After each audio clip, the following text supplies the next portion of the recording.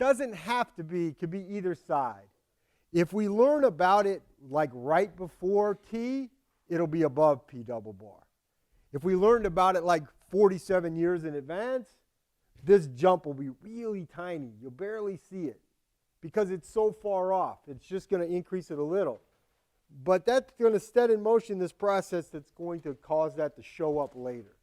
Okay? So it could either be above or below depending on how far in advance we learn.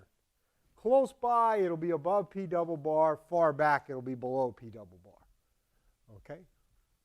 Yeah? So which kind of point do we know is continuous? For example, why would we know that the P here is continuous? Well, because first off, that's a very important question. In this model, every time P jumps, because P jumping is like inconsistent with like if you were in continuous time, if you put this into continuous time, you're going to get R equals R plus delta P minus P dot. That's going to be, that's the continuous time version. And whenever P jumps, what you need is new information. That is, whenever you see one of these graphs and you see P jump, that jump in P means new information hit the market. That's why my other graphs had the jump at T, whereas here it was T minus S. So the only time we're going to see a jump in P in these models is when new information hits the market. And that's this rational expectations efficient market hypothesis. Whatever news comes out about the future is going to be fully incorporated into the current price. The current price is going to capitalize all future information.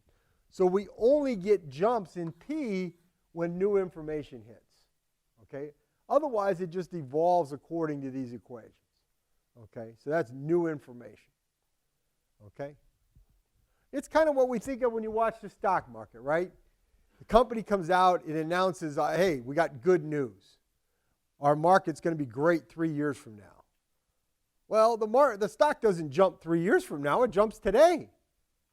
And when it actually happens, if people really knew it was going to happen for sure, there'd be no jump at all. Yeah?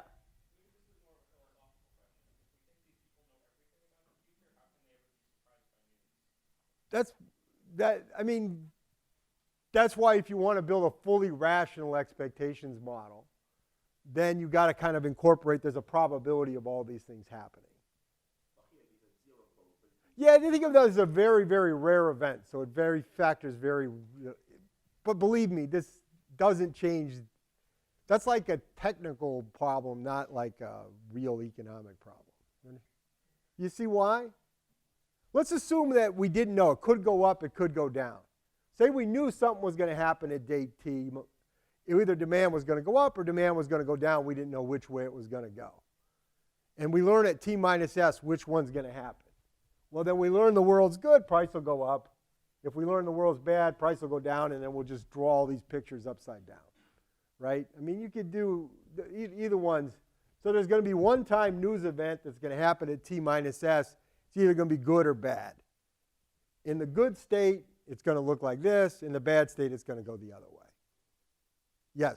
So your comment earlier that like goods used to make other durable goods, like the demand is really volatile. So do you see like what the firms entering and exiting? No, I mean, it really changes the way they do their production. That is, and you can see it even in like the housing market. Look at how we produce houses. They don't come into your city and set up a factory to make houses, right? They don't say, well, geez, I'm going to invest all these durable capital assets to produce houses. They, in fact, use very mobile forms of capital. They bring, you got workers who come in, they bring in machines that when they don't need to build houses in your neighborhood anymore, those machines go off somewhere else. They don't build a dedicated factory for making houses for your community, right? Whereas in other industries, like restaurant industry, they build a dedicated factory for making food, right? Because they know that, there's going to be, you guys are going to keep eating, right? They don't, now if it's temporary demand that You know, we got to go to North Dakota or something and they're drilling oil wells. Well, then they don't build restaurants. They bring in food trucks and stuff, and those food trucks go somewhere else when they're done. But like what if like things like rail cars and cranes get involved? They, it's interesting, yeah. Like rail cars, a lot of rail cars are actually built with very few specialized assets. Like if you make box cars, you basically make them in like you rent a garage and you just like bring workers in and you build rail cars. You don't have like GM, General Motors or Toyota has to make like cars. Now if you I did some work for guys who make equipment that gets used to make this stuff, and these guys, it's interesting because it basically, the key thing about production is you want to be flexible. It's not about how do I find the absolute least cost way of producing this product. It's how do I do it in a way that I can be flexible. I can produce lots of them when I need them, and I can recover most of my cost when I don't. That was kind of the key to their business model. Yeah.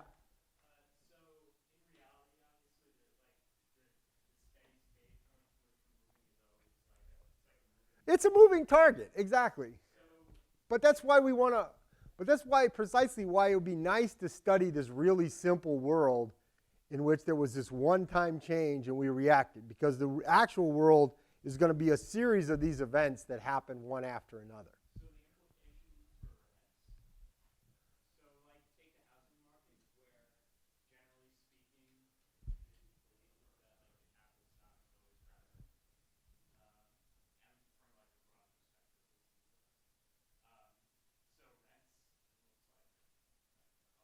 Well, but that we have, again, that's part of where we have this really simple supply model. We have this very like static supply model that we probably would want to think of a more dynamic supply model if we in fact had a growing market. That we might think the supply story isn't constant either in that kind of growing market. So.